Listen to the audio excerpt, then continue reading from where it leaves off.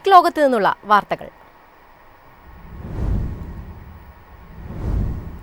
വിപണിയിലെത്തി 2 മാസം കൊണ്ട് 30,000 ബുക്കിംഗുമായി മാരുതി സുസുക്കി വിക്ടോറിസ്. ആകെ ബുക്കിംഗിന്റെ 38% CNG മോഡലുകൾക്കാണ്. മാരുതി സുസുക്കിയുടെ ഏറ്റവും പുതിയ മിഡ് സൈസ് SUV കഴിഞ്ഞ സെപ്റ്റംബർ 15-നാണ് വിൽപ്പനയ്ക്കെത്തിയത്. അതിനു മുൻപേ സെപ്റ്റംബർ 4 മുതൽ ആരംഭിച്ച ബുക്കിംഗിൽ വലിയ പ്രതികരണമാണ് വിക്ടോറിസിന് ലഭിച്ചത്. 2 മാസം കൊണ്ട് 30,000 ബുക്കിംഗുകൾ ലഭിച്ചുവെന്നാണ് മാരുതി സുസുക്കി അറിയിക്കുന്നത്. ആകെ ബുക്കിംഗിന്റെ 38% CNG മോഡലിനാണെന്നതും ശ്രദ്ധേയമാണ്.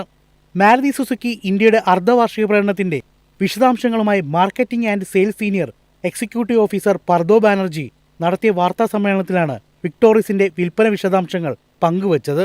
കഴിഞ്ഞ ആഴ്ച മുതൽ വിക്ടോറിസ് SUVയുടെ ഷോറൂമുകളിലേക്ക് എത്തുകയും ഉടമകൾക്ക് കൈമാറുകയും ചെയ്തു.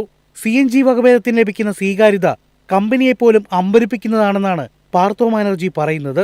ഇതുവരെ 30,000-ലേറെ ബുക്കിംഗുകൾ വിക്ടോറിസിന് ലഭിച്ചു കഴിഞ്ഞു. ഇതിൽ 53% നാച്ചുറലി അസ്പയർഡ് പെട്രോൾ വകഭേദങ്ങൾക്കാണ്. ആകെ ബുക്കിംഗിന്റെ 38% CNG നേടിയിട്ടുണ്ട്. ഇത് ഏകദേശം 11,000 യൂണിറ്റുകൾ വരും. അണ്ടർബോഡി CNG ടാങ്കും ADAS സുരക്ഷാ ഫീച്ചറുകളുമെല്ലാം വിക്ടോറിസിന്റെ CNG മോഡലിലേക്ക് കൂടുതൽ പേരെ ആകർഷിച്ചു എന്ന് വേണം കരുതാൻ.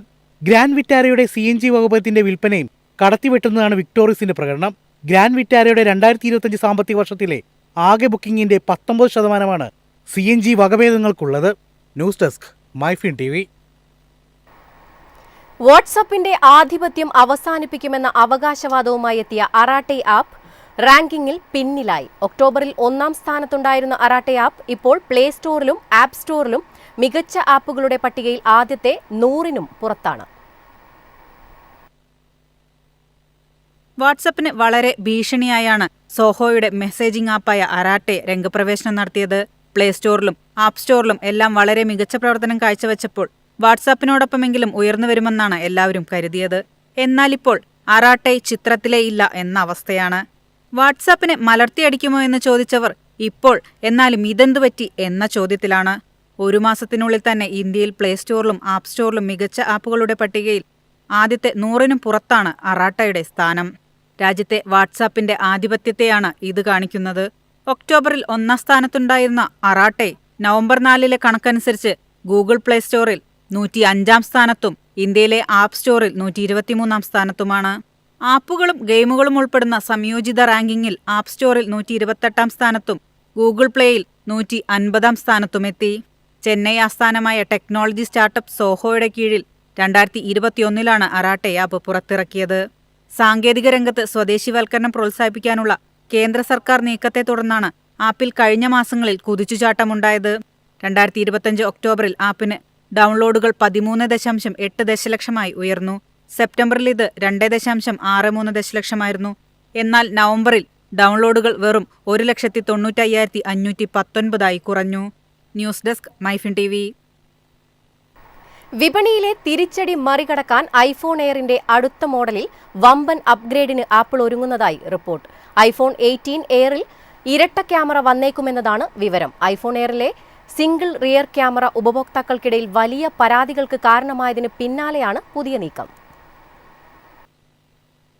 ആപ്പിൾ കമ്പനി ഐഫോൺ 17 സീരീസിനൊപ്പം അവതരിപ്പിച്ച ഐഫോൺ എയർ വലിയ ചർച്ചാ വിഷയമായിരുന്നു. ചരിത്രത്തിലെ ഏറ്റവും സ്ലിമ്മായ ഐഫോൺ എന്ന വിശേഷണമുണ്ടായിട്ടും ആദ്യ തലമുറ ഐഫോൺ എയറിന് വിപണിയിൽ കാര്യമായ ചലനമുണ്ടാക്കാൻ സാധിച്ചില്ല.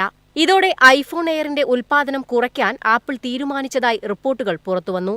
വിപണിയിലെ തിരിച്ചടി മറികടക്കാൻ ഐഫോൺ എയറിന്റെ അടുത്ത മോഡലിൽ വമ്പൻ അപ്ഗ്രേഡിന് ആപ്പിൾ ഒരുങ്ങുന്നതായാണ് പുതിയ റിപ്പോർട്ടുകൾ. ഐഫോൺ എയർ 2 അല്ലെങ്കിൽ ഐഫോൺ 18 എയർ എന്നിങ്ങനെ പേരുകൾ ഉയർന്നു കേൾക്കുന്ന അടുത്ത അൾട്രാ സ്ലിം ഐഫോണിൽ നിലവിലുള്ള സിംഗിൾ ക്യാമറയ്ക്ക് പകരം ഇരട്ട റിയർ ക്യാമറ സംവിധാനം ഉണ്ടാകുമെന്നും ലീക്കുകൾ സൂചിപ്പിക്കുന്നു. 2025 സെപ്റ്റംബറിൽ പുറത്തിറങ്ങിയ അൾട്രാ സ്ലിം മോഡലായ ഐഫോൺ എയറിന്റെ കനം 5.6 മില്ലിമീറ്റർ മാത്രമായിരുന്നു. 1,19,900 രൂപ മുതലായിരുന്നു ഇന്ത്യയിലെ വില. നേർത്ത ഡിസൈൻ ശ്രദ്ധേയമായെങ്കിലും 48 മെഗാപിക്സലിന്റെ സിംഗിൾ റിയർ ക്യാമറ മാത്രമുണ്ടായിരുന്നത് ഉപയോക്താക്കൾക്കിടയിൽ പ്രധാന ന്യൂനതയായി വിലയിരുത്തപ്പെട്ടു. പണത്തിനൊത്ത മൂല്യം നൽകുന്നില്ല എന്ന പരാതി കാരണം തുടക്കത്തിലെ ഹൈപ്പിന് ശേഷം ഐഫോൺ എയറിന്റെ വിൽപ്പന ആഗോളതലത്തിൽ ഇടിഞ്ഞു. ഈ തിരിച്ചടി മറികടക്കാൻ ഐഫോൺ എയറിന്റെ 2ാം തലമുറ മോഡലിൽ വലിയ ക്യാമറ അപ്ഗ്രേഡ് കൊണ്ടുവരാൻ ആപ്പിൾ ആലോചിക്കുകയാണ്. അടുത്ത ഐഫോൺ എയറിൽ 48 മെഗാ പിക്സലിന്റെ പ്രധാന സെൻസറിന് പുറമെ 48 MP യുടെ അൾട്രാ വൈഡ് ക്യാമറയും ഉൾപ്പെടുത്താനാണ് സാധ്യത. News desk MyFin TV.